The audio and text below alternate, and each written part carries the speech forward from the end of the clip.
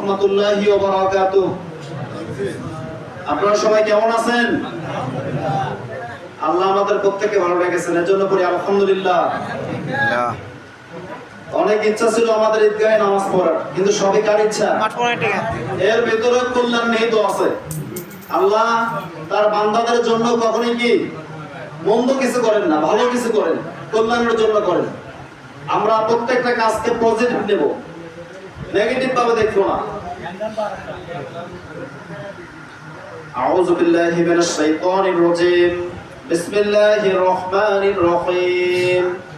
قال الله تعالى في كلامه المجيد والفرقانه الحميد حرمت عليكم الميتات والدم ولحم الخنزير وما أحل لغير الله به والمنخنقة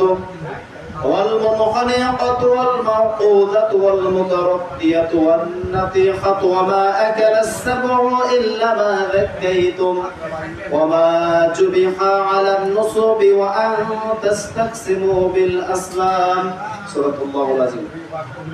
মহান আল্লাহ রাব্বুল আলামিন তার অশেষ রহমতে আমরা পবিত্র ঈদুল আজহার 2 রাকাত সুন্নত নামাজ আমরা আদায় করতে পেরেছি।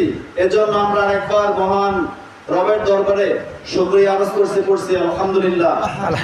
অসংখ্য অগণিত দরুদ বর্ষণ হোক বিশ্বনবী জনাবে মুহাম্মদ সকলে বলি সাল্লাল্লাহু আলাইহি ওয়াসাল্লাম।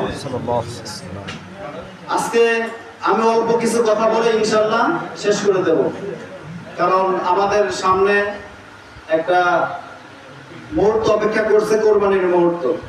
এজন্য আমরা কাল বিলম্ব না করে যে কাজগুলো আছে আপনারা গোপনে করে নেন আর খুবটা শুনতে থাকুন।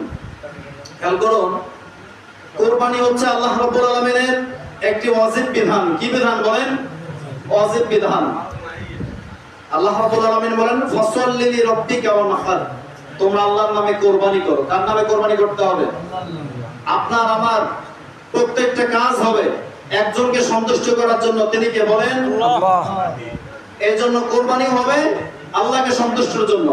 কোরআনে কারীমের ভিতরে আল্লাহ বলেন কুল ইন্না সলাতি ওয়া নুসুকি ওয়া মাহইয়ায়া ওয়া মামাতি লিল্লাহি রাব্বিল আলামিন লা শারীকা লাহু ওয়া বিযালিকা উমিরতু ওয়া আনা আউওয়ালুল মুসলিমিন।